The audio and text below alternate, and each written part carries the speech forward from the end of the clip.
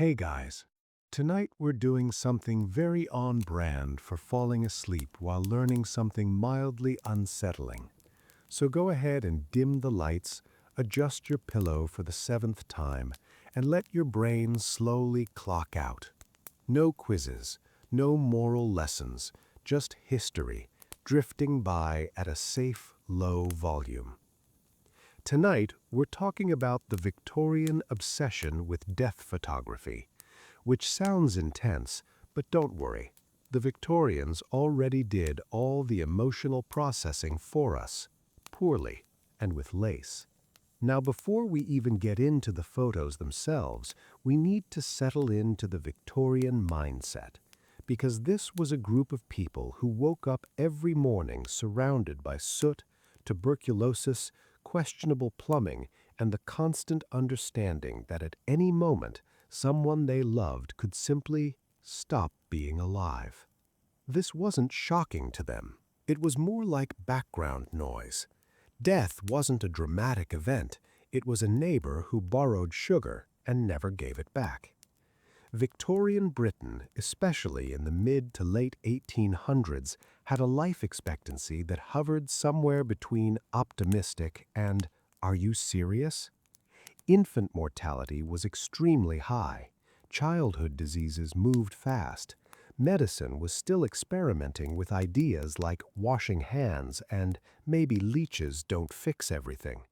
And as a result, nearly every family had multiple brushes with death, often very close ones, often very small ones.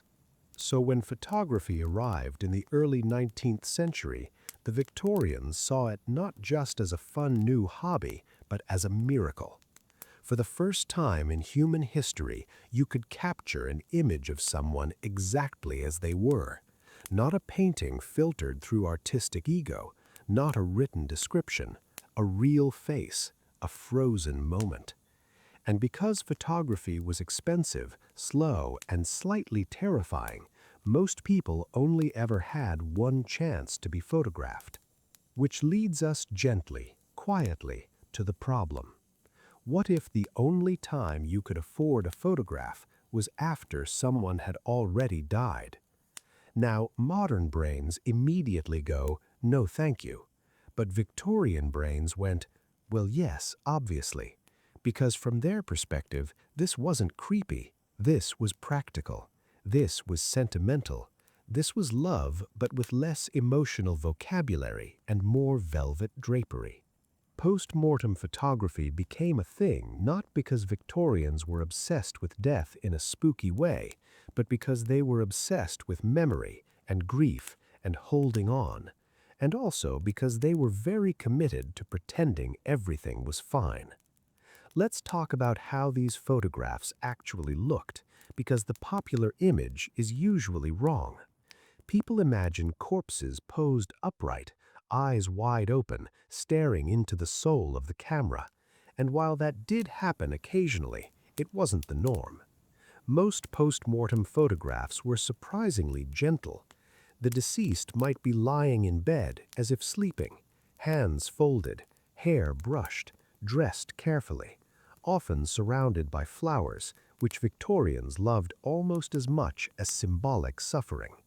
Children were the most common subjects, which is tragic but also statistically unavoidable.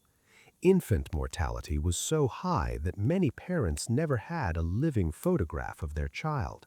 So when a baby died, the photograph became the only visual record that the child had ever existed at all. Not a ghost, not a memory, a real person who took up space briefly. In these images, children are often arranged in peaceful poses, sometimes held by their mothers, who are very much alive and trying their absolute best not to emotionally collapse while holding a deceased child for several minutes without moving.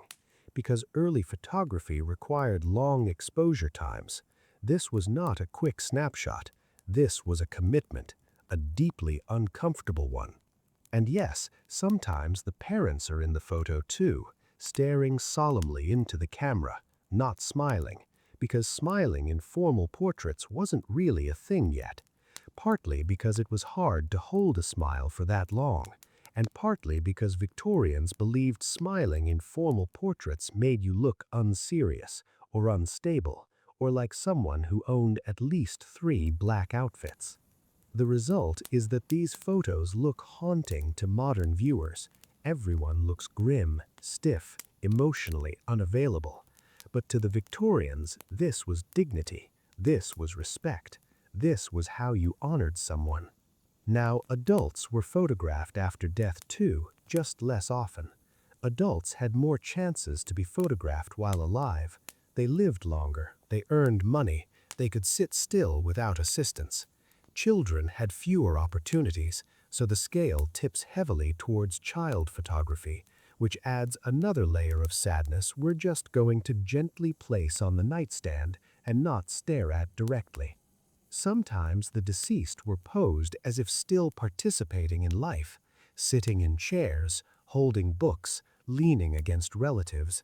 There are even examples where photographers painted open eyes onto the photograph afterwards because closed eyes were associated with death and open eyes suggested sleep or life. This was not subtle. This was denial, but artistic. And just to be clear, this wasn't done by untrained amateurs. Victorian photographers were professionals. They had studios, they had reputations, they knew how to work with the dead. Which is a sentence that somehow still feels unsettling, even after all this explanation.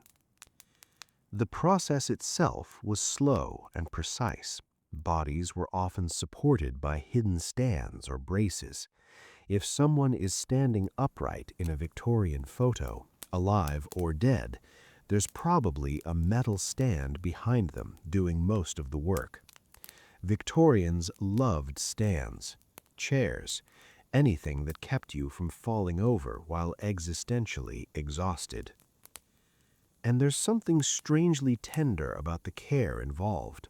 These were not quick, careless images. Families dressed the deceased carefully, cleaned them, arranged them. They chose clothing that mattered, sometimes wedding outfits, sometimes favorite dresses, sometimes tiny shoes that had barely been worn at all. The photograph then became a keepsake, framed, placed on mantels, kept in albums, not hidden away in boxes labeled "Do Not Open." These images lived alongside photographs of the living, because to the Victorians, death was not a separate category. It was just another stage of existence, a quieter one. Queen Victoria herself played a massive role in normalizing elaborate mourning rituals. When Prince Albert died in 1861, she entered a prolonged period of mourning that lasted the rest of her life. And by mourning, we mean black clothing, memorial jewelry, photographs, sculptures, hair keepsakes, and emotional withdrawal on a national scale. The entire British Empire was essentially forced to grieve with her. Mourning became fashionable and structured. There were rules, there were timelines, there were specific outfits for different stages of grief. And within this culture, death photography fit perfectly. It was part of remembrance, part of devotion, part of proving that love did not end just because someone stopped breathing. Now, from our modern perspective, this all feels heavy, but the Victorians didn't experience it that way. Or rather they did, but they didn't have the option to look away. Death wasn't hidden in hospitals, it happened at home. Bodies stayed in houses for days. Children saw it. Everyone saw it. The photograph wasn't introducing death into the home, it was already there.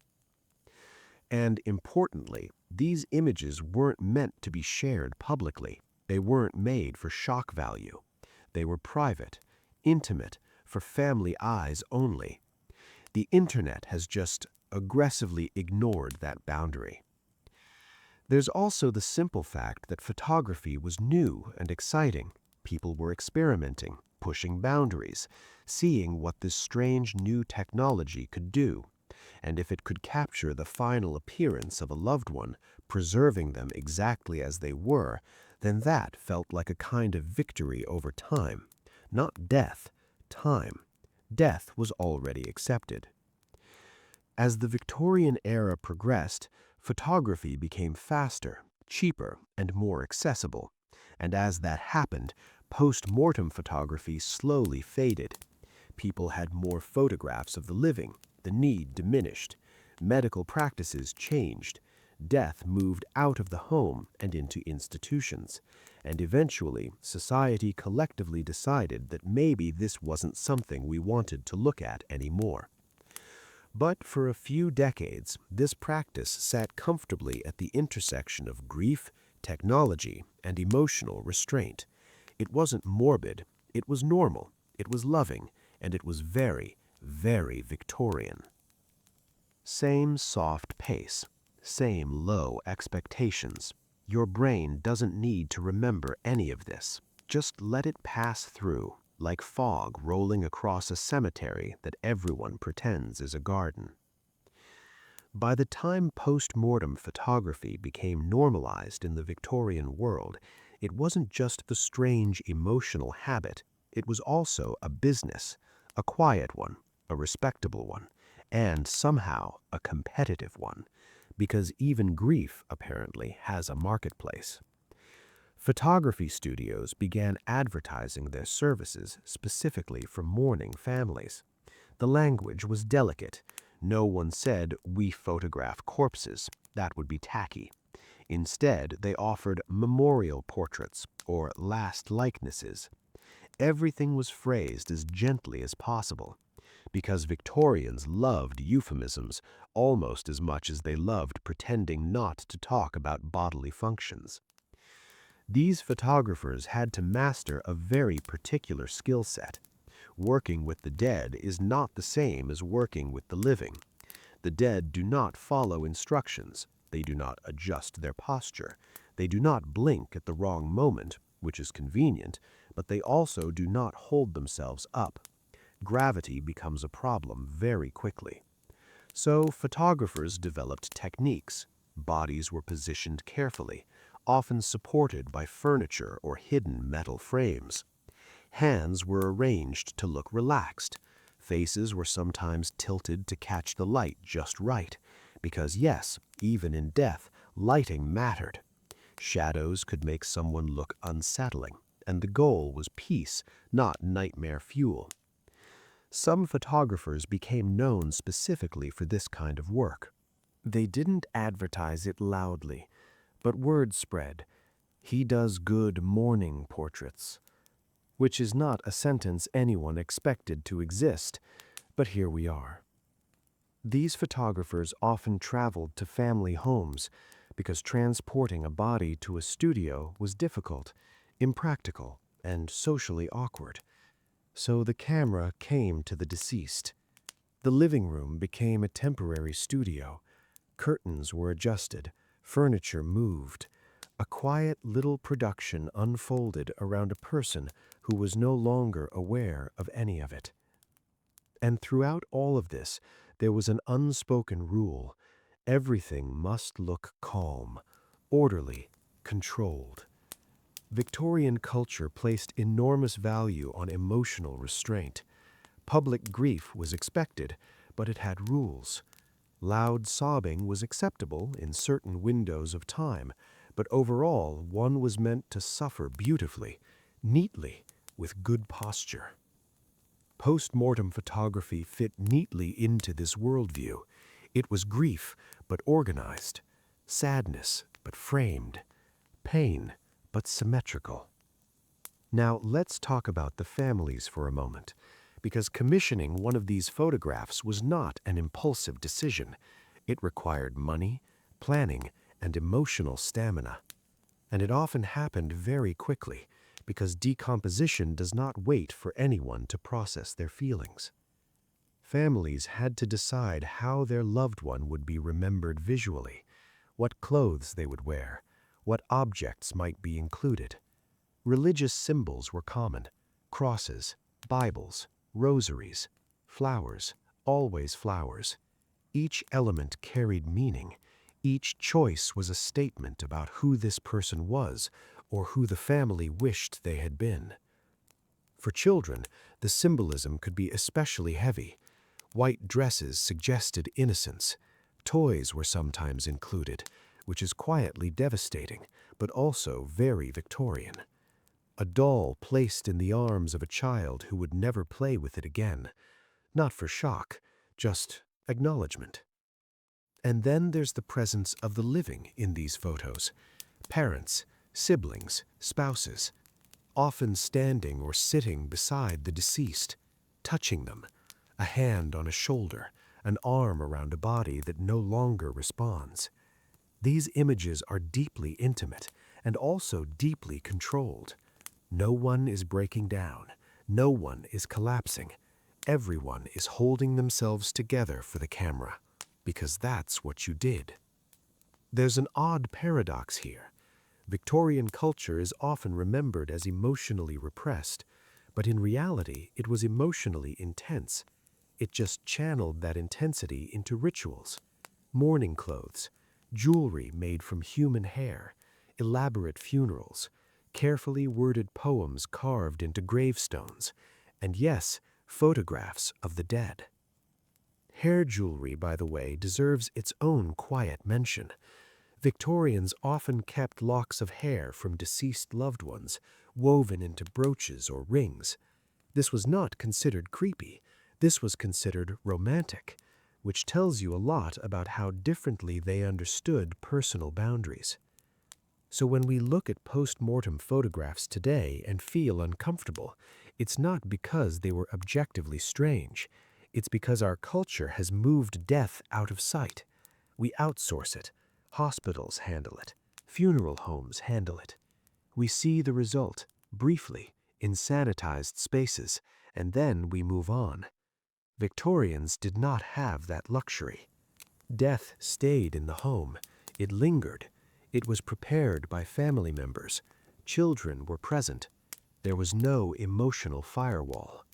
And in that context, photographing the dead wasn't an intrusion. It was continuity. There's also the technological aspect that's easy to forget. Early photography required long exposure times, which meant stillness was essential. Dead subjects, as it turns out, are excellent at staying still. This made them easier to photograph than living people, especially children, who were famously terrible at not moving. This led to an odd side effect. Some post-mortem photographs look more composed and serene than photographs of living people from the same era. The dead appear calm. The living appear slightly blurred, uncomfortable, and tired, which is an interesting commentary on existence. Now, as photography became more common, the style of post-mortem images evolved. Early examples are often very direct. Later ones become more stylized, more symbolic, more carefully staged. Some resemble religious paintings. Others look like peaceful domestic scenes frozen in time. And yes, there were occasional extremes. Rare examples exist of deceased individuals posed standing upright, eyes painted open, attempting to pass as alive. These are the images that circulate online the most because they're unsettling, but they were not typical. They were outliers. Most families preferred the sleeping look, eternal rest, not awkward denial. The Victorians were practical. They knew death had occurred. The photograph wasn't about pretending otherwise. It was about preserving a final version of someone before decay erased the details. The curve of a mouth, the shape of a nose, the way hair fell across a forehead. These things mattered. There's something quietly heartbreaking about that urgency. The understanding that memory fades, that faces blur, that grief does not preserve accuracy. The photograph became an anchor, a fixed point, something to return to when the mind began to soften the edges. And these images were returned to again and again, kept in albums, shown to visitors, sometimes even used as references for paintings or sculptures. The dead continued to occupy space in the household, visually and emotionally. Over time, though, attitudes shifted. Photography became quicker, cheaper. Everyone had more images of the living, and medicine slowly improved. Death, especially childhood death, became less common, or at least less visible. And as society changed, so did its comfort with these images. By the early 20th century, post-mortem photography was fading. It didn't disappear overnight, but it became less common, less acceptable. Eventually, it slipped into the category of things people used to do that we don't talk about much anymore. And yet, it never fully vanished. Even today, some cultures and families still practice forms of death photography, quietly, privately, without spectacle. Because the underlying impulse hasn't changed. People want to remember. They want something tangible, something real. The Victorians just happened to live at a moment when technology and mortality collided in a very visible way. Let's ease into the final stretch now, still moving slowly, still not trying to wake anything up. By this point, post-mortem photography is no longer just a curiosity or a business. It's a window into how the Victorians understood memory, morality, and their own emotional limits. And, unsurprisingly, they managed to make all of that very formal, slightly exhausting, and oddly poetic. To the Victorian mind, remembering was not passive. Memory was something you worked at, you cultivated it, you surrounded it with objects. Mourning was not just a feeling, it was a responsibility. Forgetting too quickly was seen as morally suspicious, almost disrespectful. If you loved someone properly, you were expected to carry that love visibly, sometimes literally, on your body. This is why mourning jewelry existed. Rings made from braided hair, lockets containing tiny photographs, brooches engraved with dates and initials. Grief was wearable, portable, always present, and post-mortem photographs fit seamlessly into this ecosystem of remembrance. They were not an endpoint, they were one more tool in the long-term project of not letting someone vanish. Victorians feared oblivion more than death. Death was familiar, oblivion was terrifying. Being forgotten meant you had truly ceased to exist. So anything that fixed a person in time was valuable. Portraits, names carved in stone, photographs that refused to let the face blur into imagination. There was also a moral dimension to these images. Victorians believed in the idea of a good death, a calm death, a death that reflected a well-lived, morally upright life. Post-mortem photographs often reinforced this belief. The deceased is peaceful, resting, untroubled. Even if the actual death had been painful or chaotic, the photograph corrected it. It offered a better ending. This wasn't deception, it was reassurance for the living. And for families, especially parents, these images became proof that the child had existed, that the grief was justified, that this loss mattered. In a society where infant death was common, there was a risk of emotional minimization. These things happen, you'll have another. The photograph pushed back against that. This child was real. Look at them. Remember them. Interestingly, many of these photographs were never meant to be seen outside the family. They were private artifacts, which makes their modern circulation feel a bit invasive. These were not created for public consumption, analysis, or shock. They were created to sit quietly in albums, to be touched gently, to be looked at during moments of reflection. But history doesn't respect privacy very well. It excavates, it catalogs, it uploads. As the Victorian era came to a close, cultural attitudes toward death shifted noticeably. The Edwardian period brought different aesthetics, different values, and a growing discomfort with visible mourning. Black clothing became less mandatory. Mourning periods shortened.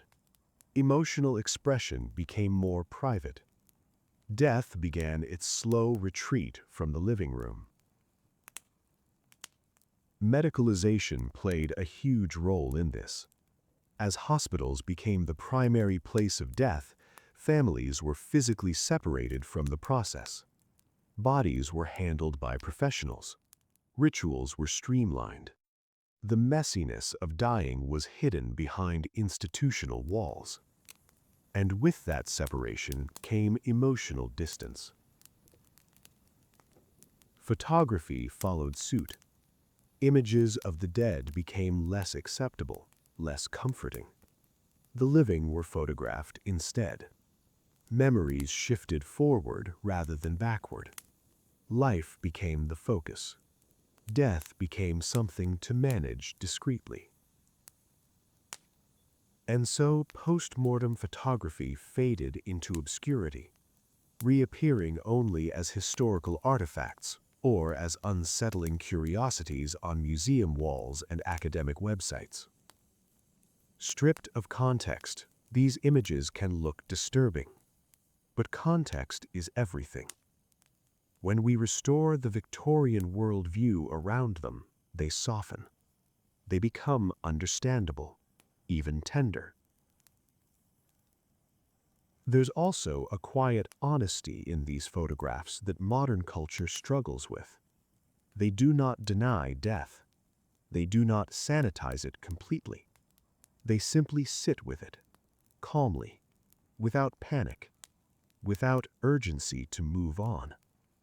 They acknowledge that love doesn't end cleanly, that grief lingers, that memory requires effort. In many ways, the Victorians were better at sitting with discomfort than we are. They didn't rush closure. They didn't demand healing on a schedule.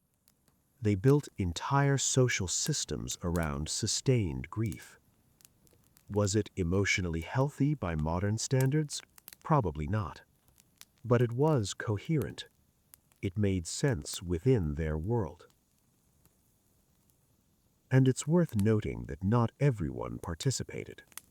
Not every family commissioned post-mortem photographies. Not everyone could afford them. Not everyone wanted them. Victorian society was not a monolith. There were debates, discomfort, changing tastes. Some people found the practice unsettling even then, but enough people embraced it that it became normalized, institutionalized, and widely practiced for decades. Which tells us something important. It tells us that this wasn't about morbidity. It was about control. Control over memory, over narrative, over how a life ended, at least visually. In the photograph, death is paused. It doesn't progress.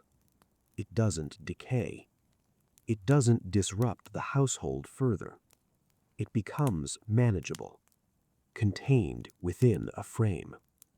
And perhaps that's the most Victorian thing of all. Today, we tend to process grief internally, quietly, often alone. We rely on memory, which fades and distorts. The Victorians externalized grief. They made it visible, structured, shared, sometimes heavy-handedly so, but they didn't pretend it wasn't there. Looking back, it's easy to judge, to label these practices as strange or disturbing. But when placed in their historical context, they reveal a culture doing its best with the tools it had. High mortality, new technology, deep emotional bonds, limited psychological language. Post-mortem photography was not a fixation on death. It was a response to loss, in an era where loss was constant.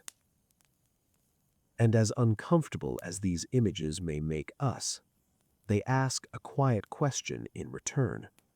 How do we remember the dead? How do we honor them? What do we keep and what do we let fade?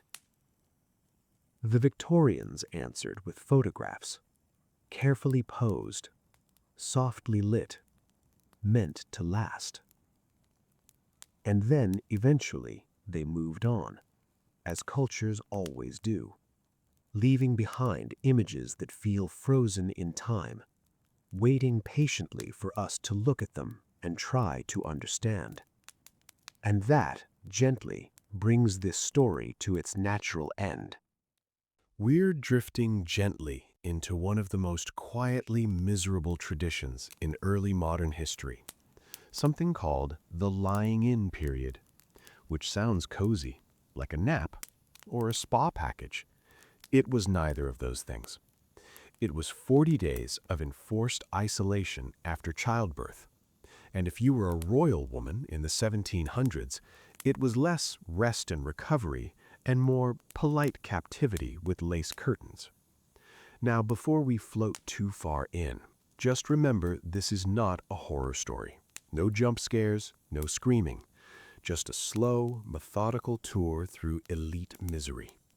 The kind of misery that happens indoors with velvet drapes, while people whisper about your body, which is somehow worse.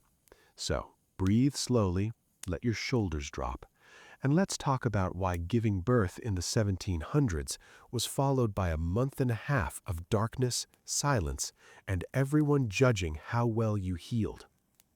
The idea of the lying-in period actually goes way back, biblically back. Ancient cultures believed childbirth left a woman spiritually, physically, and socially unclean. Not in a rude way, more in a deeply institutionalized way. So the solution, obviously, was to isolate her for 40 days, because 40 is a number that shows up whenever people don't really know what else to do. 40 days of rain, 40 years in the desert, 40 days of sitting in a dark room, bleeding while your body tries to remember what organs go where. By the 1700s, this had become formalized, ritualized, and extremely extra for royalty. A queen didn't just give birth, she performed childbirth. There were witnesses, doctors, midwives, ladies in waiting. Occasionally, a bishop hovering nearby, just in case the baby needed an emergency baptism. And after all that spectacle, after the screaming and fainting and praying and dramatic curtain drawing, the mother was not rewarded with freedom. She was escorted into confinement, her lying-in chamber, which sounds elegant but functioned a lot like a medically approved timeout. The room itself was usually sealed off from the outside world, curtains drawn, windows covered, fire lit constantly. Fresh air was considered dangerous, because of course it was. Cold drafts were thought to cause illness, madness, and sometimes death. So, instead, the air was thick, heavy, warm in a way that made you sleepy and vaguely nauseous, which, honestly, was already happening. The queen would stay in bed for days, sometimes weeks, not because rest is good, but because movement was suspicious. Sitting up too soon might displace the womb, which was believed to wander around the body like an unsupervised animal. And here's the thing, she wasn't alone, ever. This wasn't peaceful solitude, this was supervised isolation. Female relatives, court ladies, servants, all rotating in and out, watching, observing, commenting. The baby was brought in and out on a schedule. The mother herself was the main attraction, lying there like a fragile national asset, because she was. Her body had just done state business. Let's talk about Queen Charlotte, wife of George III, the man who lost the American colonies and his grip on reality, sometimes at the same time. Charlotte gave birth 15 times, which already tells you no one was concerned about her recovery. Each time she entered lying in, 40 days, curtains closed, minimal movement, and an entire court anxiously waiting to see if she would survive long enough to do it again. She reportedly hated it, which is the most understandable emotional reaction in history. She wasn't allowed to attend public events. She couldn't receive male visitors. She couldn't go outside, and she certainly couldn't make decisions. She existed in a kind of ceremonial limbo, too important to ignore, too contaminated to participate. And every single ache or fever spike was noted, whispered about, reported upward. Because a sick queen meant an unstable succession, and an unstable succession meant war. So, no pressure.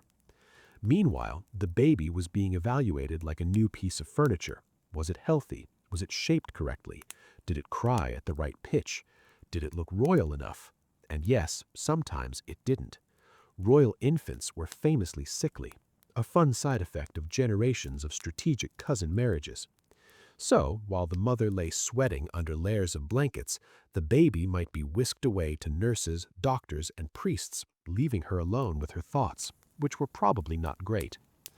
Now, common women also practiced lying in, but their version was different, more practical. They stayed home. Friends helped. Curtains might be drawn, but life continued. For royal women, lying in was a formal purity restoration. At the end of 40 days, there was a formal churching ceremony. The queen would be blessed, cleansed, reintroduced to society, as if she'd been missing, not just upstairs the whole time listening to everyone else live their lives. And just to be clear, this was not optional. A queen who tried to shorten her lying in was seen as reckless, ungodly, possibly insane. And the irony is thick enough to nap on. Because lying in often made women sicker. Infections thrived in warm, unventilated rooms. Depression deepened in isolation. Muscles weakened. But tradition said this was healing. So healing it was. Let's drift over to France for a moment, because French court life always found a way to make things worse. Marie Antoinette's lying in was public, literally. When she gave birth, dozens of courtiers crowded into the room to witness it. She fainted from the heat and lack of air, which, again, not surprising. Afterward, she was confined, curtains drawn, protocol enforced. And while she recovered, rumors bloomed about her behavior, her body, her worth. Lying in didn't protect women from judgment, it amplified it. And here's the deeply strange part. The lying-in period was supposed to encourage bonding, but many royal mothers barely saw their children during those 40 days. Infants were handed to wet nurses almost immediately, sometimes sent to separate residences. The queen's role was symbolic. She produced the heir. Her recovery was about restoring her ceremonial usefulness, not emotional health, which explains a lot, honestly. Now imagine doing this repeatedly. Pregnancy, labor, 40 days of darkness, then public re-entry, then pregnancy again. Some queens spent years moving between confinement and recovery, never fully healthy, never fully present. And if they complained, they were ungrateful, weak, failing in their duty. Because nothing says blessed role like enforced silence and no fresh air. Doctors of the time encouraged this. They prescribed warmth, stillness, heavy food, broths, wine, sometimes opiates, which made everything blur together. Days lost shape, nights stretched on, and the mind wandered. Postpartum depression existed, they just didn't call it that. They called it hysteria, or nerves, or a lack of gratitude, which was very helpful. What makes the lying-in period especially haunting is how calm it all sounded on paper. Rest, recovery, protection. But lived experience was slow suffocation. Not dramatic, not violent, just long, quiet, and lonely in a room full of people. And that's what makes it perfect bedtime history, because nothing puts you to sleep like realizing how deeply tired people have always been.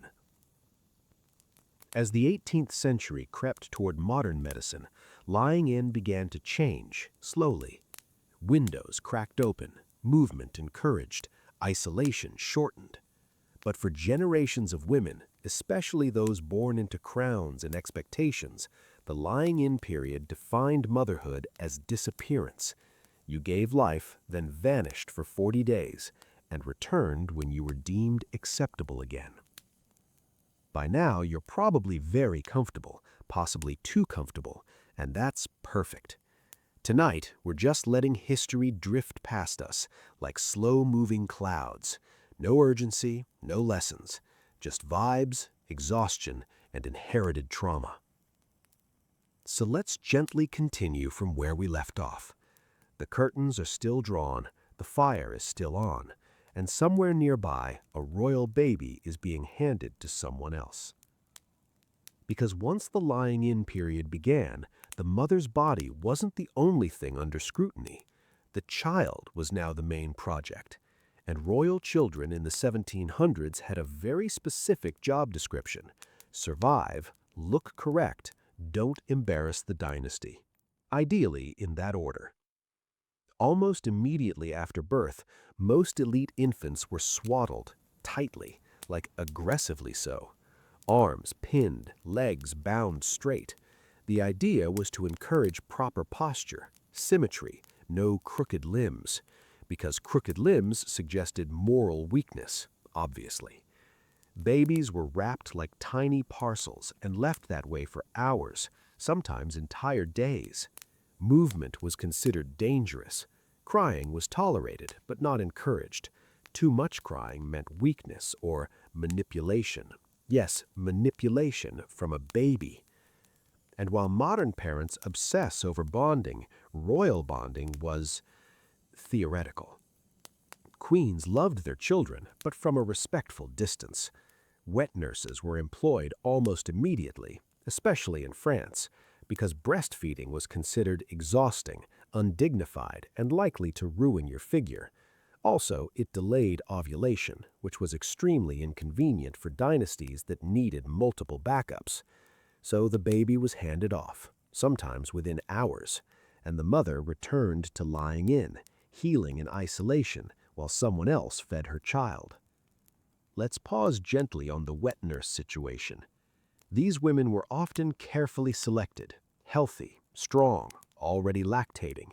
They were paid well, sometimes better than most servants, and they formed the earliest emotional bonds with royal children, not the parents, which explains a lot about later attachment issues.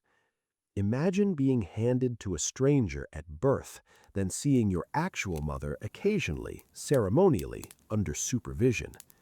Warmth was outsourced. And sometimes the baby wasn't even kept nearby. In England and France, royal infants were often sent to country estates.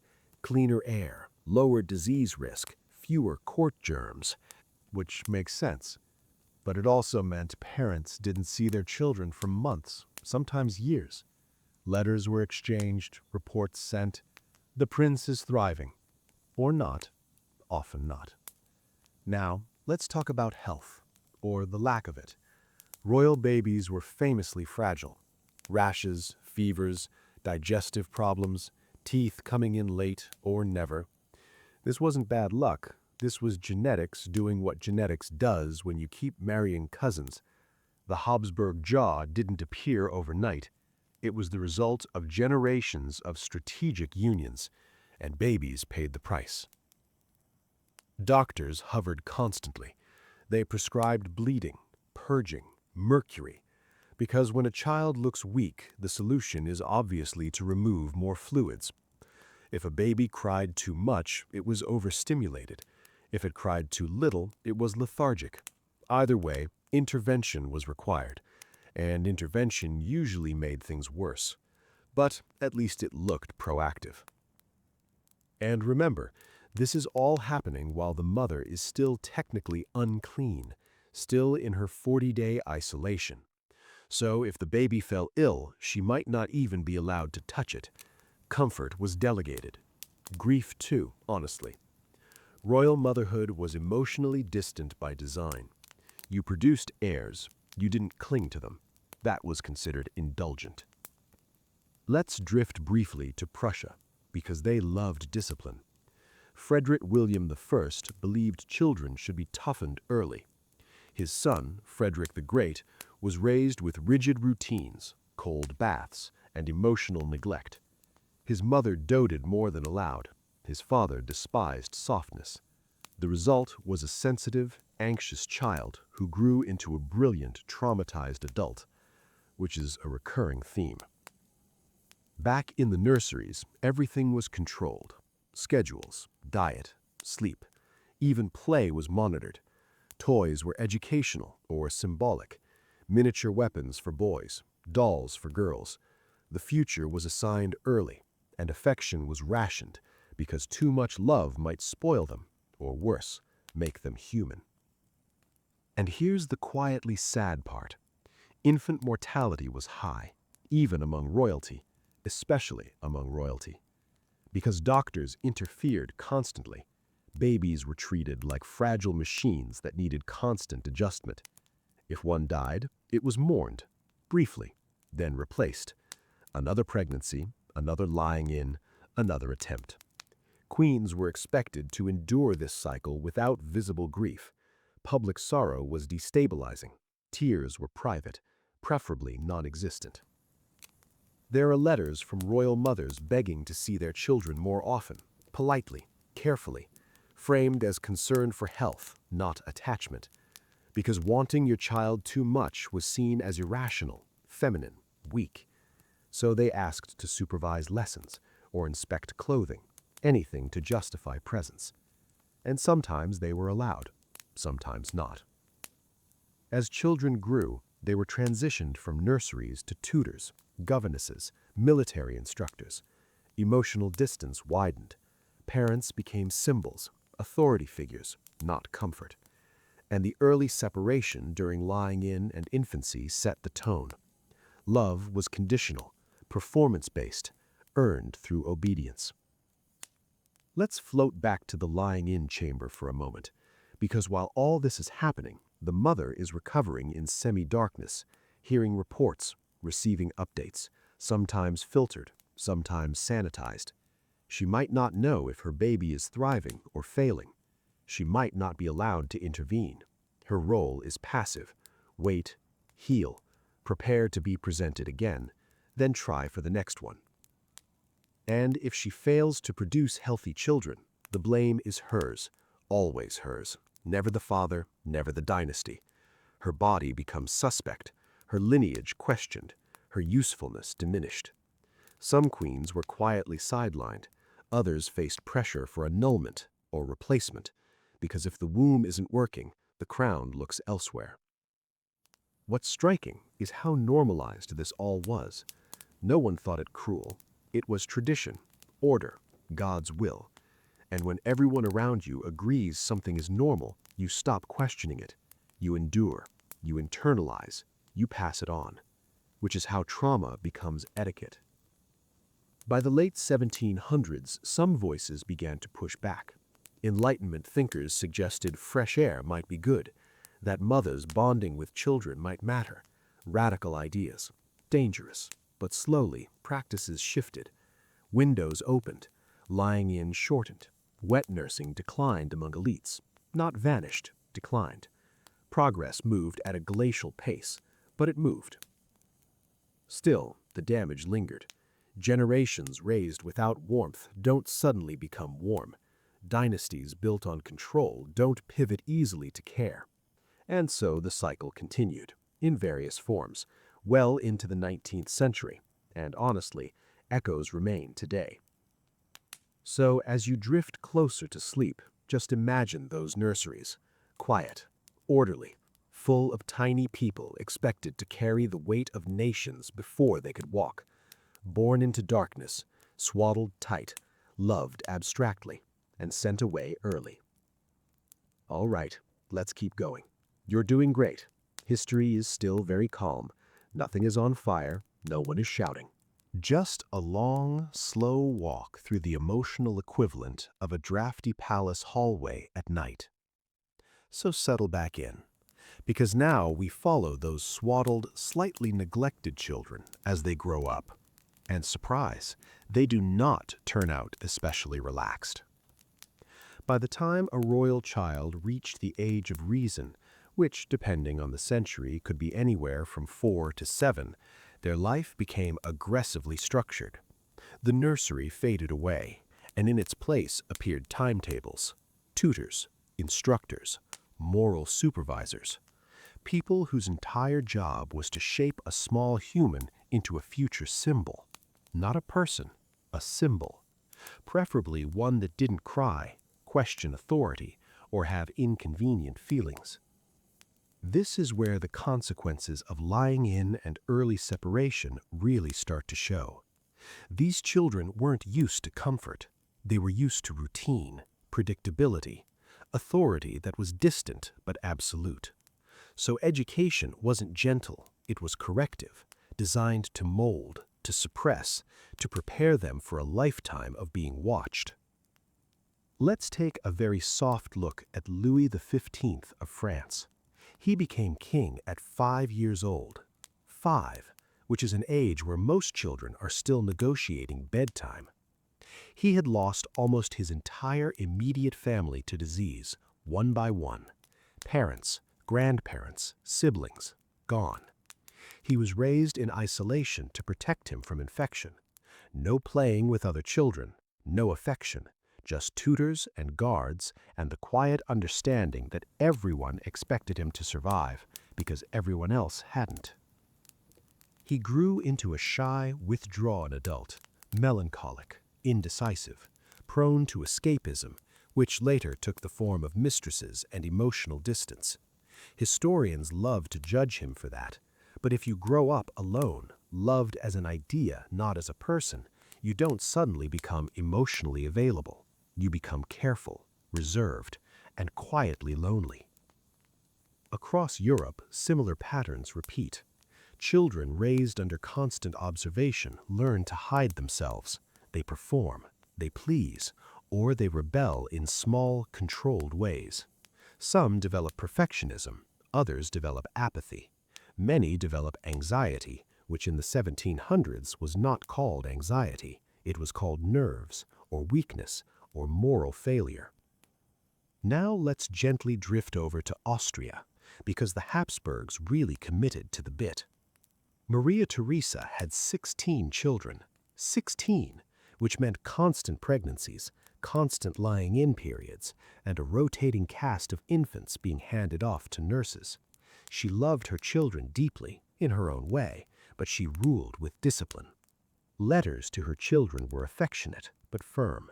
Expectations were high. Emotional expression was permitted, but only within reason. Her daughter, Marie Antoinette, was sent to France at 14. 14, barely educated, deeply lonely, expected to produce heirs immediately, and she did not adapt well. She sought pleasure, distraction, anything to soften the pressure, and later history was not kind to her, but her upbringing explains more than people like to admit. Royal education focused heavily on duty, religion, languages, etiquette, less so on emotional resilience, because emotions were considered dangerous. They clouded judgment, they led to scandal. Better to suppress them early. So children learned to endure quietly, which looks very composed from the outside and feels very empty on the inside. And here's where the lying-in period echoes forward. These children were used to absence, mothers who disappeared after birth, fathers who were distant by design, authority figures who rotated. Attachment was unstable, so later in life, relationships were complicated, marriages were political, love was optional, often discouraged, because love made people unpredictable. Royal marriages were usually arranged early. Children were told who they would marry years in advance, sometimes before puberty, sometimes before they could fully grasp what marriage meant. They were trained to accept it calmly. Gratitude was expected, resistance was corrected, and when the time came, they entered marriages with strangers, which felt familiar. because distance had always been familiar. Let's pause briefly on emotional meltdowns, because yes, they happened, just quietly, or privately, or reframed as illness. King George III's episodes are a famous example. Modern historians debate diagnoses: bipolar disorder, porphyria, something else. But it's also fair to note he grew up under immense pressure, limited affection, and rigid control. Emotional expression was not encouraged until it exploded. Others turned inward. Queen Caroline of Ansbach coped with political pressure and personal disappointment by intellectual engagement, reading, philosophy, patronage. She built a life of the mind, which was one of the few acceptable outlets. If you couldn't feel freely, you could think deeply. That was safe. Mostly. And then there were those who coped by clinging, obsessively. Royal favorites, courtiers, advisors, people who filled the emotional void left by distant parents. This could be stabilizing or disastrous, depending on who they latched onto. History is full of rulers undone by trusting the wrong person because they were desperate for loyalty that felt personal. Now, imagine growing up knowing your entire childhood was preparation. Preparation for rule, or marriage, or both.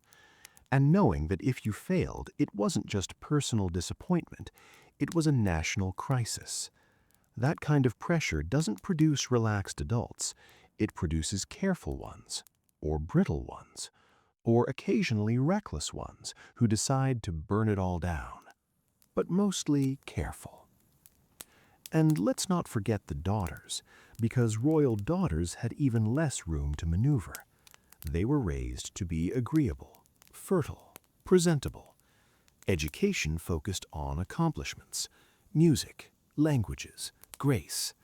Emotional restraint was mandatory. Anger was unbecoming. Sadness was tolerated only briefly, because they would be sent away, married off, expected to adapt instantly to a foreign court. Letters from royal daughters often reveal homesickness, loneliness, a longing for familiarity that never quite fades. Some begged to return home, politely, respectfully, usually unsuccessfully, because duty came first, always. And all of this traces back to the earliest moments: birth as spectacle, recovery as isolation, infancy as managed distance. When the foundation is control, the structure reflects it. Generations raised this way normalized emotional absence. They didn't know what they were missing, or if they did, they didn't talk about it. By the time Enlightenment ideas began filtering into royal households, change was slow. Some parents became more involved, some allowed children more freedom, but tradition is heavy, and crowns are heavier. You don't undo centuries of emotional austerity overnight.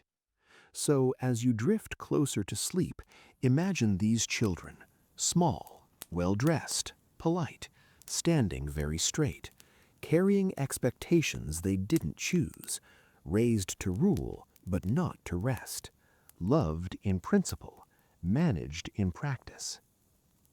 So let's ease into the final stretch.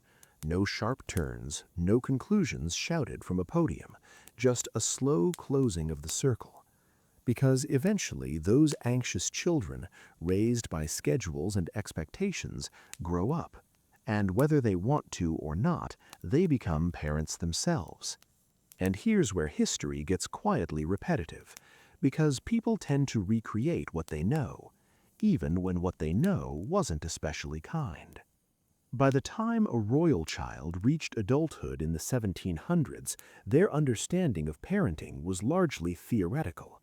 They had been observed, instructed, corrected, and displayed, rarely cuddled, rarely comforted without conditions.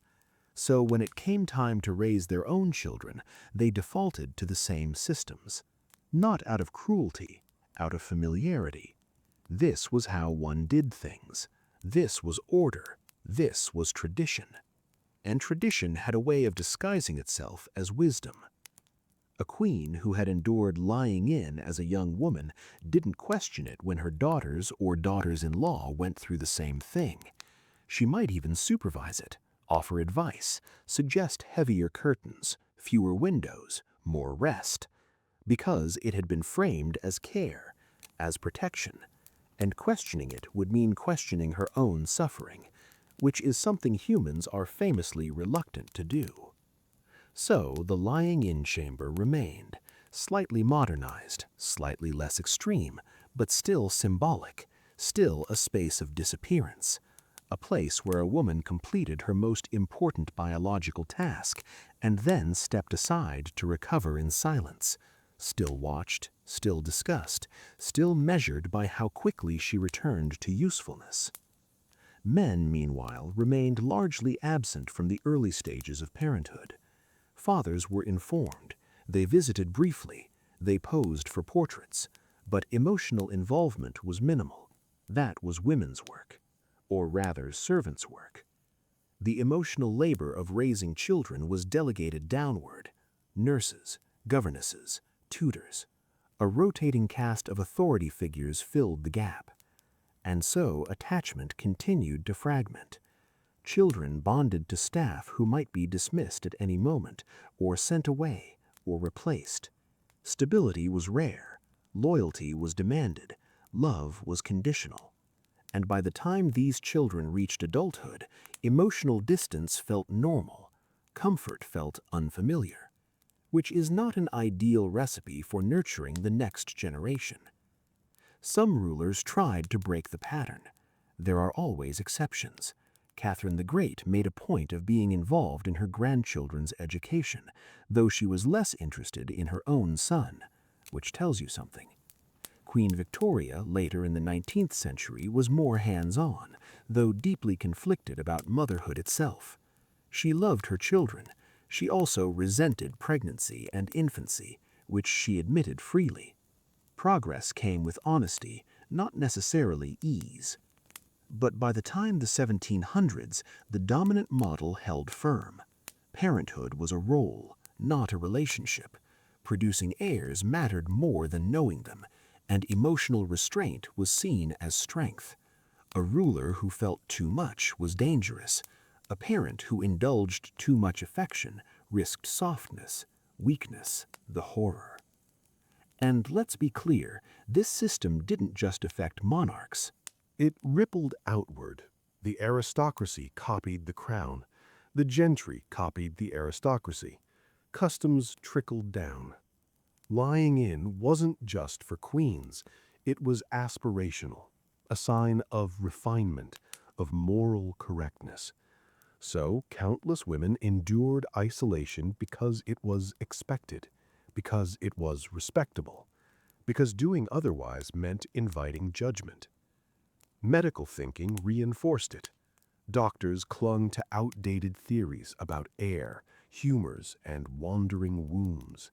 Midwives were slowly pushed aside in favor of male physicians, especially among elites.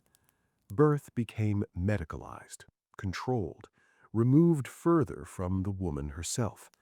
Her instincts were suspect. Expertise belonged elsewhere.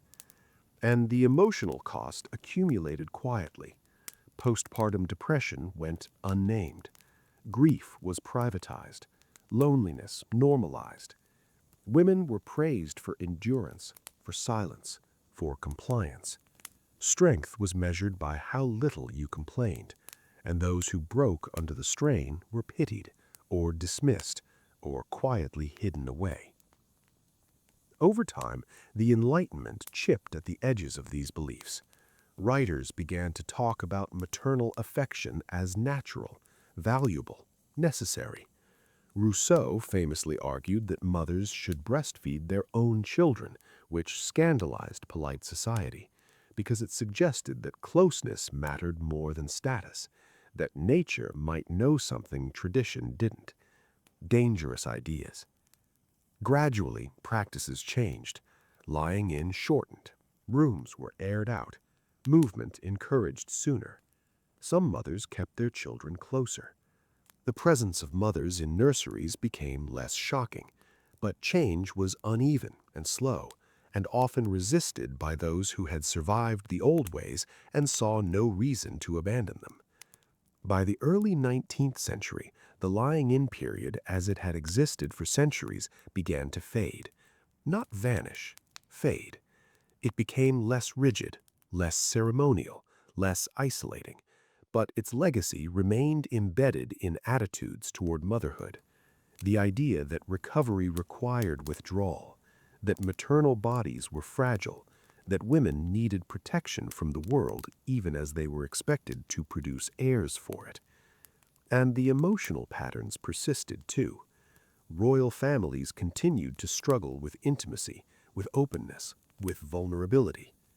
Many rulers remained distant parents even as circumstances changed, because emotional habits are harder to break than rituals. You can open a window, you can shorten confinement, but teaching someone how to connect when they never learned is much harder. What's striking, looking back, is how calm all of this appeared on the surface. No dramatic declarations, no obvious cruelty, just systems, expectations, polite phrases masking deep discomfort. The lying-in period wasn't enforced with chains. It was enforced with approval, with tradition, with the quiet weight of "this is how it's done." And that's why it lasted so long, because it didn't feel violent. It felt orderly, respectable, even caring. It promised rest while delivering isolation. It promised healing while denying autonomy. And generations accepted it because questioning it meant stepping outside the safety of tradition, which was risky, especially for women whose value was already tightly defined. So when we look at the emotional distance of historical monarchs, their strange relationships, their inability to connect, their reliance on control, it helps to remember where they started: in darkened rooms, in silence, surrounded by people but separated from agency, born into spectacle, raised by protocol, and taught from the very beginning that their bodies and feelings belonged to something larger than themselves. The lying-in period was never just about childbirth. It was about control, about purity, about restoring order after the chaos of creation. And in doing so, it shaped not just mothers, but entire dynasties, quietly, thoroughly, over centuries. And that is where this particular thread of history gently settles. Not with resolution, not with triumph, just with understanding of how something meant to protect ended up constraining, and how traditions once set in motion carry consequences far beyond their original intent. Get comfortable, because we're about to spend a long, unhurried stretch of time thinking about people who sincerely believed that throwing someone into water was a reasonable way to determine guilt. No urgency tonight, no big revelations, just vibes, damp robes, and some truly unbothered medieval logic. This is the story of the ordeal by water, which, if you've never heard of it before, was a legal system that asked one simple question: does this person float? And then somehow built an entire justice system around that. Now, before we drift into the specifics, let's gently remind ourselves where we are in history. This is a world without modern science, without germ theory, without a clear understanding of why bread sometimes explodes, or why children occasionally just don't make it past age 5. People were doing their best. Their best was just not very good. In medieval Europe, especially between the early Middle Ages and the early modern period, law was a loose suggestion. There were written laws, technically, but enforcement depended heavily on vibes, reputation, local gossip, and whether God seemed annoyed that week.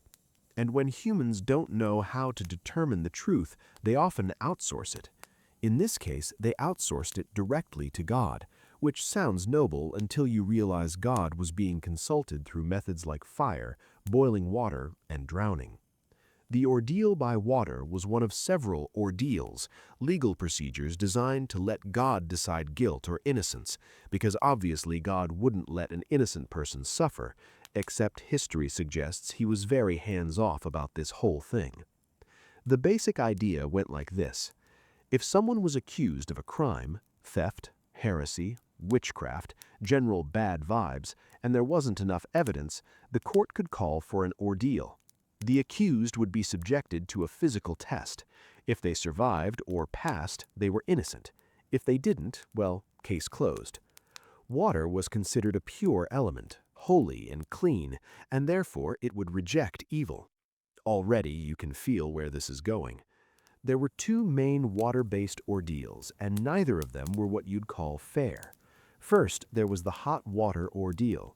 The accused would plunge their hand into boiling water or retrieve an object from it. After a few days, if the wound looked like it was healing nicely, congratulations, you were innocent. If it was infected, angry, or generally doing what burns do, then you were guilty. This required judges to visually assess wounds, judges with no medical training, judges who thought imbalance of humors caused disease, judges who believed bloodletting fixed sadness. The second and much more iconic version was cold water immersion. This is the floating test. The accused would be bound, usually crosswise, wrists tied to ankles, to prevent swimming, because for some reason the legal system briefly acknowledged that humans can swim. Then the person would be lowered into a body of water, a river, a pond, sometimes a specially prepared pit filled with water, because efficiency matters. Everyone would watch.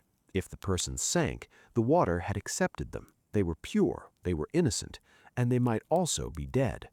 If the person floated, the water had rejected them. Clearly, God had bounced them back like a soggy email attachment, and they were guilty. At this point, you might ask a very modern question, like, but humans naturally float sometimes. And yes, they do. This was not considered relevant. Floating was interpreted as supernatural rejection, not buoyancy, not air and clothing, not body fat distribution, just sin. If you were accused of witchcraft, which statistically speaking was not hard to achieve, floating was basically inevitable. Witches were believed to have renounced baptism, and water, being holy, would not accept them. It's a beautifully closed loop of logic. If you float, you're a witch. If you sink, you're innocent, but possibly drowned, which legally speaking was a success. This system was used sporadically for centuries. It appears in early medieval law codes, particularly among Germanic tribes, later popping up in England, France, and parts of the Holy Roman Empire. During the early modern witch craze, it returned with enthusiasm, because when fear spikes, bad ideas get recycled. Ordeal by water wasn't just about guilt, it was about reassurance. Communities were anxious, harvests failed, plagues came through like uninvited guests who never left, weather did whatever it wanted, and people needed someone to blame. Witches were convenient. They were usually women, often older, often poor, often socially isolated, basically anyone who didn't fit neatly into the village rhythm. When someone was accused, the community wanted closure, a visible, undeniable sign that justice had been done. The ordeal provided that. Everyone could watch, everyone could agree. God had spoken, and please don't ask follow-up questions. The ritual mattered as much as the outcome. Prayers were said, priests sometimes blessed the water, and the accused might even be sprinkled with holy water before being submerged, which is ironic but never acknowledged. In many cases, the accused didn't even get a chance to sink properly. They were yanked back up quickly if they went under, because the goal was not technically death, the goal was proof. But accidents happened, a lot. Cold shock, panic, tight bindings, heavy clothing, and people died. When they did, it was usually interpreted as tragic but acceptable. God had made his decision.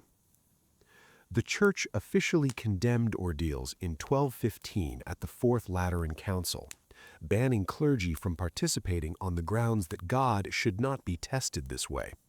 This sounds like progress, and it was, sort of.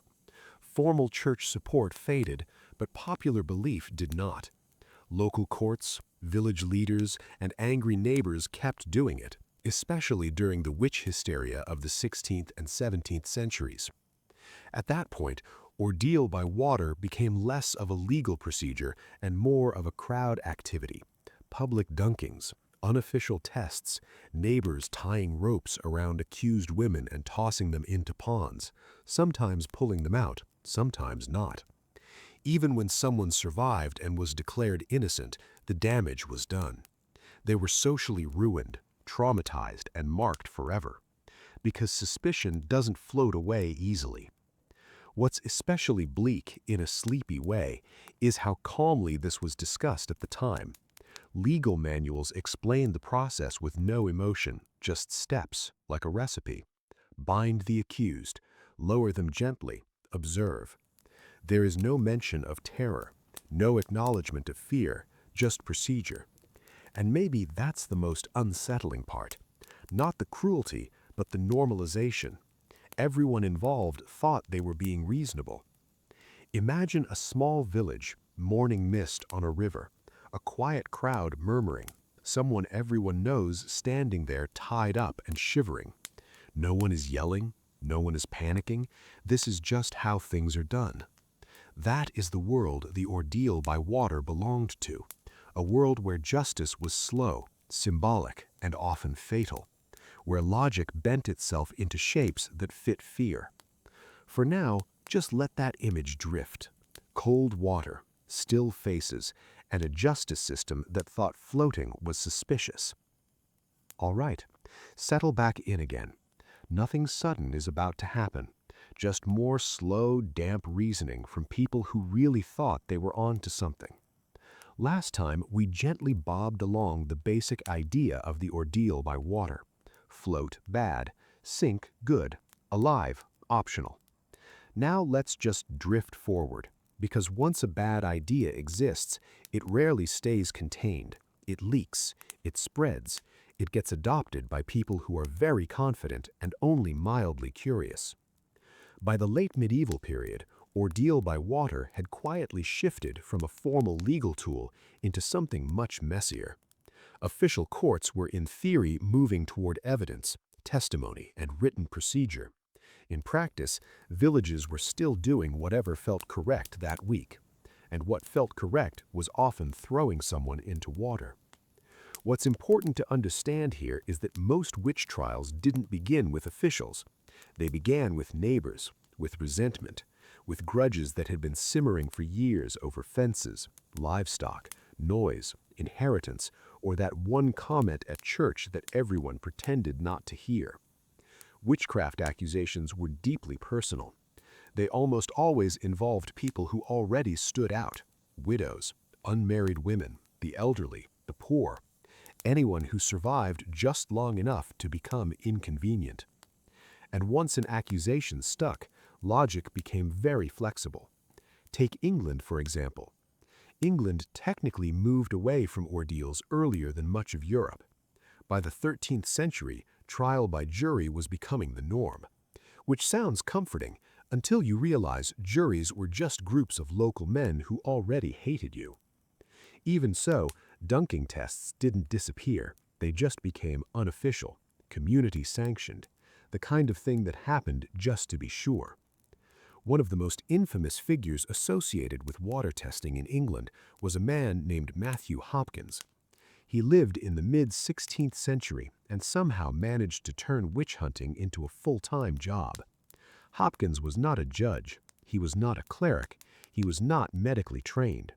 He was, however, extremely confident. He styled himself as the Witch Finder General, which was not a real title. He gave it to himself, always a good sign. Hopkins traveled from town to town during the English Civil War, a time when everyone was already stressed, suspicious, and armed. He offered his services to local authorities, for a fee, of course, because justice is expensive. One of his favorite methods was the swimming test. He claimed it was reliable, biblical, time-tested, which is historian code for people have been doing this for a while and no one stopped them. Accused witches were stripped, bound, and lowered into rivers. Sometimes ropes were used, sometimes not. Hopkins insisted he was careful. He insisted no one died. Records suggest otherwise. What's quietly horrifying is how routine this became. Towns budgeted for it. Expenses were recorded. Payments for ropes, payments for guards, payments for Hopkins himself. It was administrative, boring. Which makes it worse. And even when a person sank and was declared innocent, that wasn't the end. Because innocence didn't erase suspicion, it just delayed punishment. Many innocent people were still imprisoned, still interrogated, still pressured to confess, because confessions were the real prize. The ordeal was never truly about truth, it was about confirmation. Now let's gently widen our lens, because Europe was not alone in this watery logic. Cold water testing appeared in various forms across the continent. In parts of Germany, accused witches were tied to ladders and submerged repeatedly.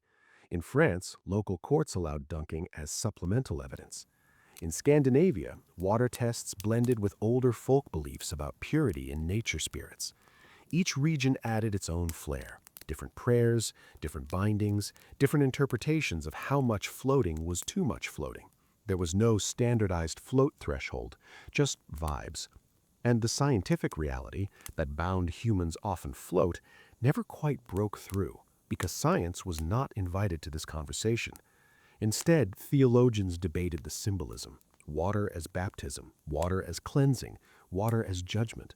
They wrote treatises, long ones, dense ones, all to justify something that, from the outside, looks extremely silly and deeply cruel. What's interesting, in a very tired way, is that some skeptics did exist, even then. Quiet voices pointing out that maybe water doesn't have opinions. But skepticism was dangerous. Questioning the test could make you look sympathetic, and sympathy was suspicious. So most people stayed quiet. They watched, they nodded, they went home. Now, let's pause on the accused themselves for a moment, because they were not abstract figures. They were people with very ordinary lives. Many were deeply religious. They prayed constantly. They begged God to let them sink. Imagine that, praying for gravity. Some tried to manipulate the outcome, holding their breath, tensing their bodies, doing whatever they could to control buoyancy without knowing what buoyancy was. Others resigned themselves, accepted the result before it happened, confessed things they didn't understand just to make it stop. And the crowds watched, sometimes cheering, sometimes silent, sometimes convinced they were witnessing divine truth. The ordeal by water also traveled beyond witchcraft. It was occasionally used for theft accusations, adultery, even disputes over oaths. Any situation where evidence was thin and emotions were thick. It filled a gap, a way to act when no one knew what to do. And that's the quiet danger of ordeals. They feel decisive, they look conclusive, they produce results. Humans like results. By the late 17th century, water ordeals were finally fading in many places. Courts began rejecting them. Scientific thinking crept in slowly, like an unwanted guest who keeps asking questions. But folk practices lingered. Even into the 18th century, reports surface of communities dunking suspected witches just to see. Old habits die hard, especially when they involve ponds. And even when laws changed, the mindset remained. The belief that guilt could be seen, that innocence would reveal itself if tested hard enough, which is a belief humans never fully let go of. In a moment, we'll drift toward the aftermath. What happened to communities after these trials? How fear reshaped memory, and how ordeal by water quietly echoes in later moral panics. But for now, let's stay here. A riverbank, a crowd, a system that thought stillness meant purity and floating meant evil. Same slow pace, same shallow breathing, nothing sudden, just the long, quiet aftermath of decisions no one wanted to fully think about. Because one of the strangest things about the ordeal by water isn't the test itself, it's what happened after. Once the accused was pulled from the river, or not, the crowd dispersed, people went back to their houses, fed animals, ate dinner, and life continued. And that's where the real story lingers, not in the splash, but in the silence that followed. For those who were declared guilty, the future was usually brief and unpleasant. Imprisonment, further interrogation, sometimes execution, sometimes exile, sometimes just permanent suspicion that followed them like a damp smell. But the ones declared innocent, the ones who sank, the ones who survived, did not return to normality. Innocence didn't rewind time. An innocent person had still been accused, publicly humiliated, bound and submerged in front of everyone they knew, and that kind of thing sticks. Neighbors avoided them, children whispered, old friendships cooled, marriage prospects evaporated, and if the accusation had happened once, it could happen again, and often did. Communities had very long memories and very short patience. Some left town voluntarily, packed what they could, moved somewhere new, became strangers, which was also suspicious because why would you leave if you had nothing to hide? There was no winning. The officials, the magistrates, local leaders, the men who signed off on these tests or quietly allowed them, rarely saw themselves as cruel. They saw themselves as practical, maintaining order, responding to pressure, doing what had always been done. Many even expressed regret in letters and records, not regret for the test itself, but regret that God had revealed so much evil in their town, a very convenient way to frame things. What's fascinating, in a deeply exhausting way, is how often ordeal by water failed to bring peace. It was supposed to calm fears and disputes, restore balance, but instead it escalated them. Once one person was accused and tested, others followed, because if witches existed and the water said they did, then surely there were more. Fear multiplied, accusations spread, and entire communities became trapped in cycles of suspicion, especially during large-scale witch panics in Germany, Scotland, parts of France, and later New England. The ordeal by water wasn't always used, but the mindset was the same. The belief that guilt could be revealed through suffering, that pain clarified truth. It didn't. Spectatorship mattered too. Public ordeals were communal experiences that bonded people through shared anxiety and shared relief. And that was dangerous, because when people experience something intense together, they're more likely to believe in it, defend it, and remember it as necessary. No one wanted to admit they had watched an innocent person almost drown for nothing, so the story shifted. Memories softened, details blurred, and over time the accused became symbols rather than individuals. The witch, the troublemaker, the one God rejected, which made it easier to live with. This is how ordeal by water slipped quietly into folklore, into cautionary tales and half-remembered stories, where children grew up hearing about ponds where witches floated and rivers that revealed truth, the cruelty fading while the symbolism remained. By the 18th century, Enlightenment thinkers openly criticized ordeals, writing essays mocking the logic, pointing out patiently that floating was not magic, even conducting experiments with animals, objects, and volunteers, discovering, shockingly, that water behaved consistently. They argued not just against ordeal by water, but against the entire idea of divine intervention as legal evidence. And justice slowly became more boring, more paperwork, more testimony, and less drowning. This was progress, but it came late and unevenly. In rural areas, superstition lingered. Old women were still blamed for illness, strange behavior still drew suspicion, and water was still nearby. Even into the 19th century, there are scattered reports of dunking tests, not legal or official, but happening, because beliefs don't disappear when laws change, they just go underground. Ordeal by water isn't just a historical curiosity, it's a pattern.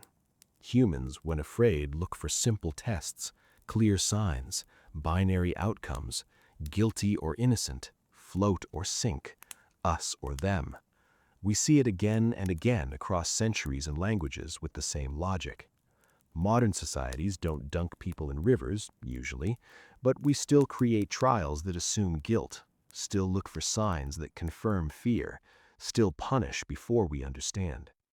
The ordeal by water feels absurd now, but that's the benefit of distance. At the time, it felt necessary, urgent, moral, and that's what makes it unsettling, not the ignorance, but the certainty. And as this part comes to a close, imagine the water again, still and uncaring, reflecting faces. The river never knew who was guilty, never judged, never rejected anyone. It just did what water does. Let's keep going, gently and without ceremony, because this is the part where the story doesn't so much as end as it thins out, like fog lifting, without anyone really noticing. By the time the ordeal by water was truly falling out of use, it hadn't been defeated in a dramatic way.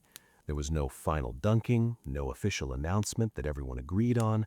It simply became inconvenient, embarrassing, hard to defend in writing, which, historically speaking, is how a lot of bad ideas quietly die.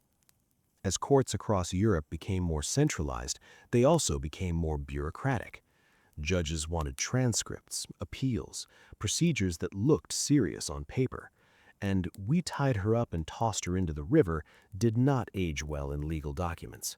It sounded primitive even to people who still thought headaches were caused by demons. Witch trials themselves didn't disappear immediately. They shifted. Torture replaced water. Interrogation embraced immersion. Confessions replaced observation. Which is not exactly comforting, but it did mark the end of the idea that nature itself could be called as a witness. Water, at last, was allowed to go back to being water. But the logic of the ordeal had already done its work. It had taught generations of people that suffering could reveal truth, that innocence had to be proven through endurance, that survival meant permission to exist. And those ideas traveled. When European settlers crossed the Atlantic, they brought their fears with them, along with their Bibles, their grudges, and their deeply ingrained belief that God was constantly monitoring everyone, waiting for a chance to weigh in. In colonial America, formal water ordeals were rare, but the thinking behind them was everywhere. The Salem trials, for example, didn't rely on dunking. They relied on spectral evidence, visions, accusations that couldn't be disproven. Different method, same mindset.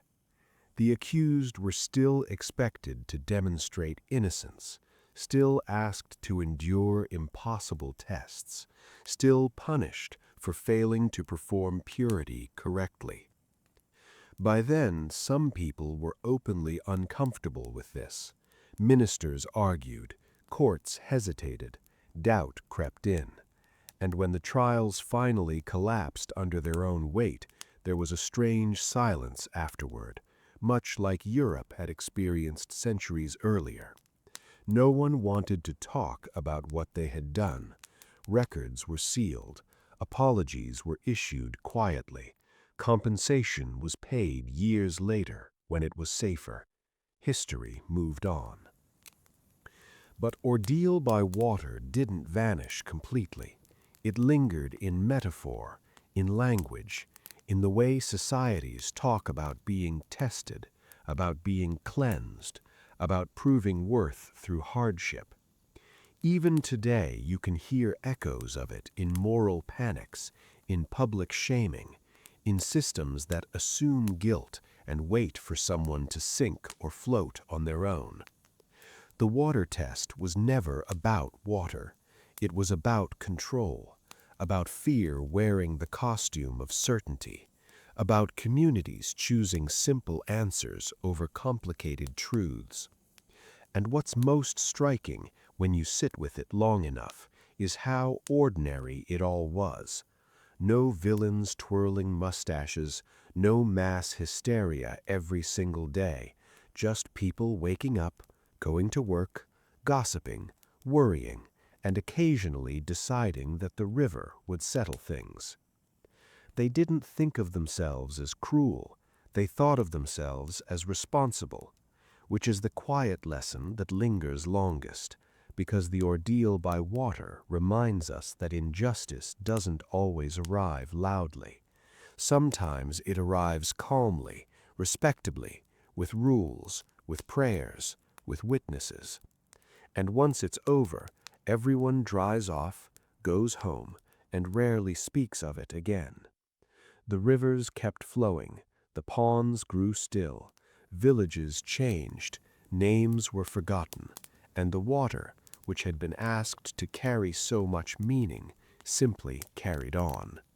That's where this story settles, not with justice, not with resolution, just with the understanding that for a very long time humans believed that truth would float to the surface if you pushed hard enough, and for an equally long time the water never answered back. You don't need to learn anything important right now. You don't need to remember names. You don't need to be impressed. You just need to exist quietly while history shuffles past in socks. So get comfortable, adjust the pillow, blink a few times. Tonight we're talking about ninjas, or more accurately, the idea of ninjas. Specifically, the extremely confident belief that ninjas wore all black, crept around rooftops like nocturnal cats, and vanished into smoke whenever someone said, "Guards." And of course they didn't, because history is allergic to simplicity. If you picture a ninja right now, you're probably seeing a black hood, black mask, black outfit, maybe only the eyes visible. It's sleek, dramatic, very Halloween store core. And it feels ancient and timeless, like this is exactly how shadowy assassins would dress if given the chance. But that image is about as historically accurate as medieval Europeans thinking elephants were just horses that had made some unfortunate life choices. The truth is quieter, weirder, and significantly less fashionable. The word ninja, or more accurately, shinobi, doesn't originally mean guy dressed like a void. It means something closer to one who sneaks, which is already less cool. Sneaking is not glamorous. Sneaking is what you do when you're trying not to wake up the house while getting water at 3 a.m. And that's kind of the point. Shinobi were not elite shadow warriors floating between rooftops like animated GIFs. They were specialists in espionage, surveillance, sabotage, and occasionally violence when absolutely necessary. Their primary job was not to look mysterious, but to blend in, gather information, and leave without anyone noticing that anything had happened at all, which immediately creates a problem for the all-black outfit. Wearing solid black head to toe is actually a terrible way to avoid attention. It's the historical equivalent of wearing a full tuxedo to a grocery store. People notice, even at night, especially at night. Human vision is annoyingly good at picking up pure black shapes moving against darker gray backgrounds. Nighttime isn't actually black. It's blue-gray, silver, uneven. A solid black silhouette becomes a moving cutout, so a shinobi dressed in jet black pajamas wouldn't disappear, but would look like a man-shaped hole drifting through the scenery, which is not ideal. Actual shinobi clothing, when we can identify it at all, tended to be boring, extremely boring, and painfully uncinematic. Earth tones, browns, dull blues, muted grays. The kind of colors that scream, "I am definitely a normal person who belongs here," because that was the whole strategy. If you were pretending to be a farmer, you dressed like a farmer. If you were pretending to be a monk, you dressed like a monk. If you were pretending to be a servant, you dressed like a servant. And if you were sneaking around at night, you wore dark but textured clothing that absorbed light unevenly and looked like shadow, not like absence. Which is deeply disappointing if you were hoping for something cooler. And yet the black ninja outfit does exist, just not where you think. The image comes largely from Japanese theater, specifically kabuki and bunraku, where stagehands dressed entirely in black so the audience would mentally ignore them. They represented invisibility, not literal invisibility, but the polite, theatrical kind, where your brain agrees not to look. Eventually, playwrights realized they could dress a character like a stagehand, let them stand in plain sight, and then reveal that, surprise, they were actually part of the story, usually an assassin. The audience loved it, because humans love feeling clever. Over time, that theatrical shorthand leaked out of the stage and into popular imagination. Black clothes meant invisible. Invisible meant sneaky. Sneaky meant ninja. And just like that, a costume choice became history. By the time movies and manga got involved, the outfit was locked in. Black hood, black mask, sword on the back because why not make things harder? Maybe a dramatic pose. It looked great, it sold well, and it was also almost entirely made up. Real shinobi documentation, sparse as it is, describes disguises more than uniforms. Manuals talk about behavior, speech patterns, posture, knowing when to bow and how deeply, knowing which local gossip mattered. There are pages on how to pretend to be drunk convincingly and fewer pages on throwing stars, which tells you everything you need to know. In medieval Japan during the Sengoku period, the environment was chaotic. Constant power struggles, daimyo fighting daimyo, alliances forming and collapsing like badly made furniture. In this world, information was priceless. Who was negotiating, where troops were moving, who was unhappy enough to switch sides. This is where the shinobi came in. They weren't supernatural or lone wolves, they were often employed by powerful clans, sometimes entire villages specializing in intelligence work. And they survived by being forgettable. A successful mission often ended with no one realizing anything had happened.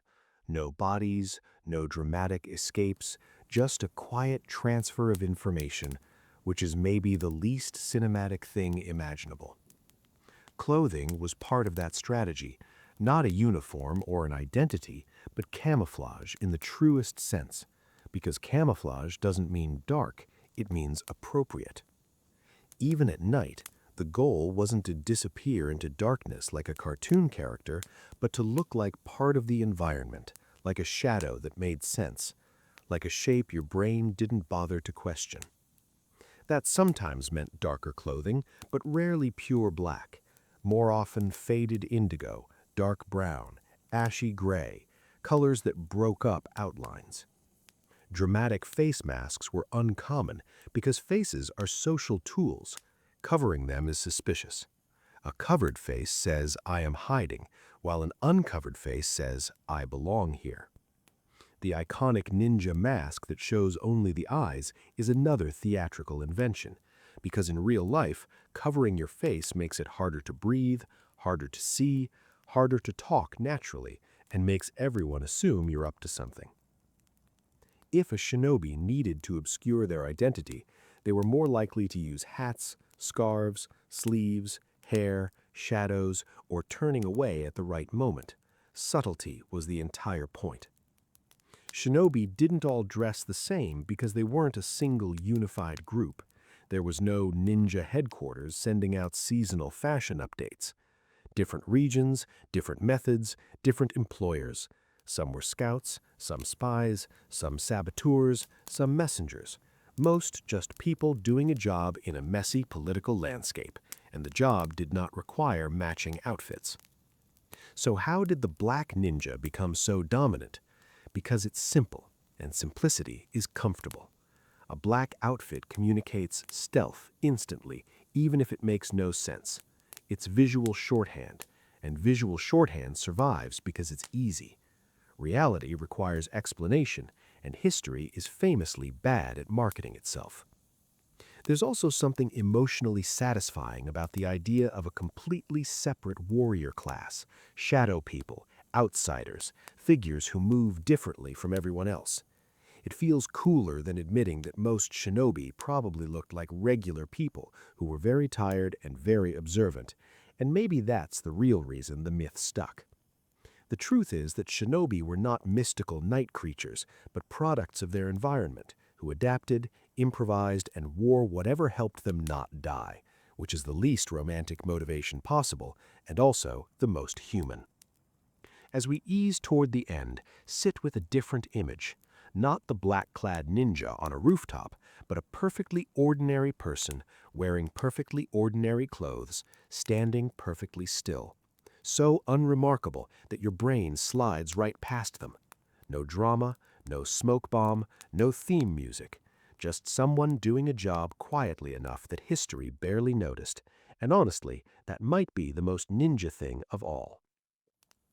All right, let's keep going, with no sudden movements and no dramatic shifts, letting the story roll forward like a slow river that forgot where it was going. Once the all-black outfit is gently removed and folded into the costume bin of history, what remains is the question of gear, because if ninjas weren't walking fashion voids, surely they at least had cool tools. The answer is sort of, but also not really, and definitely not in the way movies would like us to believe. Take the most beloved object in the ninja cinematic universe, the smoke bomb, the tiny miracle device that allows a ninja to vanish instantly while everyone else politely coughs and forgets how legs work. In real life, smoke devices did exist, but they were crude, unreliable, and about as subtle as setting off a fire alarm in a library. Made from ash, dirt, powdered herbs, and sometimes gunpowder mixtures, they didn't create a neat little puff of cover. They created noise, smell, confusion, and most importantly, attention. Using smoke meant things had already gone badly. It was a last resort, a moment of improvisation. Worse still, once the smoke was released, the ninja couldn't see either, turning escape into a blind run through debris with a high chance of tripping, crashing into something loud, or running straight into the very people being avoided. Smoke existed, but it was chaos in powder form, not cinematic teleportation. Then there are the throwing stars, the shuriken, endlessly spinning through movie scenes as if they never run out. The quiet truth is that shuriken were not primary weapons. They were distractions, tools meant to interrupt, to make someone flinch, duck, or hesitate for just a moment. They were small, light, and not especially lethal unless used with great luck or precision. Their role was closer to historical pocket sand than to a deadly assassin's weapon. Easy to carry, easy to hide, and easy to lose. They came in many forms: stars, spikes, needles, or hastily sharpened bits of metal that clearly didn't care about craftsmanship. Visually satisfying on screen, yes, but hardly practical for defeating multiple opponents. And then there is the sword, the famous straight-bladed ninja sword worn on the back for reasons that collapse under the slightest scrutiny. There is no strong historical evidence for a unique ninja design. Shinobi used whatever was available: regular swords, spears, farming tools, anything that didn't loudly announce a specialized identity. Wearing a sword on the back is awkward to draw and worse to fight with, but it looks cool, and cool has a habit of overpowering practicality. Real shinobi manuals focus far more on ropes, ladders, tools, fire, and information. Violence existed, but it was a supporting character, not the star. What movies almost never show is patience. Actual shinobi work involved waiting, watching, listening, and memorizing routines, hours of stillness, days of observation, weeks of pretending to be someone else. They studied social behavior, learned local dialects, practiced walking like different classes of people, and even practiced boredom. Training included enduring hunger, cold, and awkward positions in silence, not for style, but because moving at the wrong time was fatal. None of this fits neatly into a montage, so pop culture replaced it with rooftop flips, wall running, and battles against multiple armored soldiers, scenarios that, in reality, would have meant the mission had already failed catastrophically. Most shinobi victories looked like nothing happening at all. The idea of ninja invisibility follows the same pattern. Shinobi could not become invisible, but they could control attention. They understood when people were tired, distracted, drunk, or overconfident, and they knew how guards actually behaved rather than how manuals claimed they should. By exploiting timing, expectation, and social assumptions, they blended in. A guard expects to see another guard, a servant another servant, a monk another monk, and so that is what the shinobi became. This required not flashy gear, but normalcy. Boring, forgettable, almost insulting in its simplicity. Humans, however, dislike the idea that the most effective tools are quiet and dull. We prefer gadgets, symbols, and striking outfits, and over time those preferences rewrote the story. By the time ninjas entered Western pop culture, they were already legends, exaggerated and stripped of context.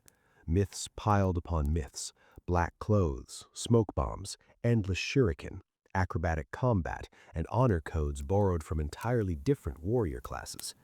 The result was an image that was memorable, marketable, and easy to understand, even if it wasn't real. The real shinobi were not icons, they were operators. They didn't want to be remembered, they wanted to go home. And that may be the quiet tragedy of it all. The better they were at their work, the less visible they became in history.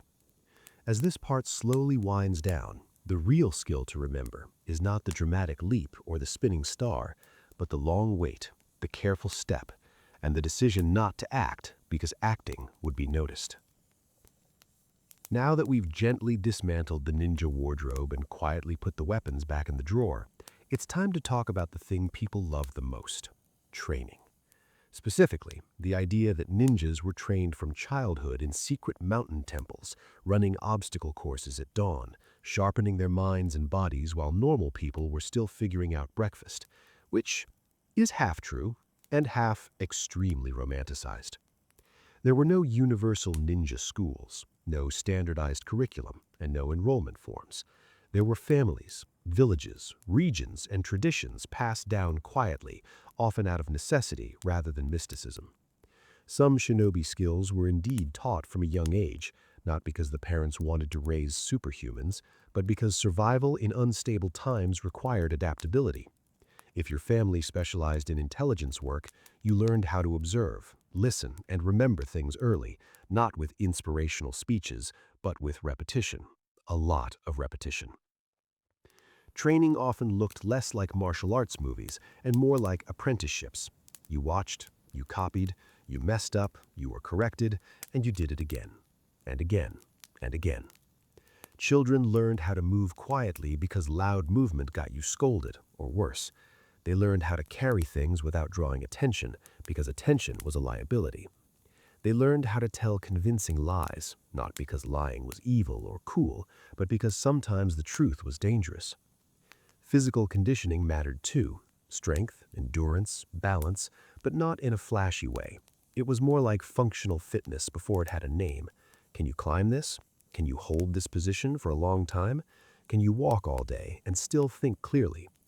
There were no cheering crowds and no dramatic belts, just quiet competence.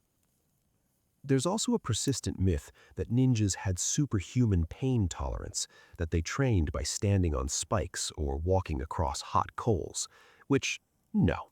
Pain tolerance comes from familiarity and necessity, not spectacle. You get used to discomfort because discomfort is common. Cold nights, hunger, long waits. That's not mystical. That's just life in pre-modern times. Shinobi manuals emphasize mental discipline far more than physical extremes. Staying calm, staying patient, staying flexible, knowing when to stop and knowing to leave, which again is deeply unexciting. Now let's gently address one of the biggest childhood myths: that ninjas were master martial artists who could defeat samurai in direct combat. This one is particularly persistent. The truth is that samurai and shinobi were not opposites in some dramatic showdown sense. They existed in the same world, and sometimes they overlapped. Some samurai employed shinobi, some shinobi were samurai, and the categories were fluid. Samurai were trained for open combat, honor, warfare, and visibility. Shinobi specialized in information and indirect action, avoidance. If a shinobi was fighting a samurai head-on, something had gone wrong. That wasn't a failure of skill, it was a failure of planning. Shinobi training prioritized not fighting, avoiding confrontation, choosing routes that minimized risk, and understanding when to abandon a mission. This runs directly against the heroic narrative we like, because heroes fight while professionals leave, which makes for worse movies but better survival rates. Another popular idea is that ninja training included mastering dozens of weapons. In reality, familiarity mattered more than variety. You didn't need to be amazing at everything. You needed to be good enough with what you had access to: ropes, poles, knives, tools, and things you could plausibly explain carrying. There's also the myth of ninja clans being shadowy, isolated groups hidden away from society. In reality, many shinobi families were deeply embedded in their communities as farmers, craftspeople, and merchants. They blended in because they were part of the landscape. The secrecy wasn't theatrical, it was practical. You didn't announce what you did because that defeated the purpose. Knowledge was passed quietly and selectively. Not everyone learned everything, and not every child became an operative. Sometimes training was just teaching awareness, how to notice small changes, how to remember details, how to listen more than you speak, which, if you think about it, is suspiciously useful in normal life too. There's also a strange irony in how ninja are portrayed as rule breakers while their training was actually very disciplined. Rules mattered, procedures mattered, and mistakes were costly. Not dramatic mistakes, but small ones, like looking the wrong way, speaking too much, or moving at the wrong time. Discipline meant controlling yourself more than controlling others. Now let's slow down even more and talk about the idea of ninjutsu as a mystical art.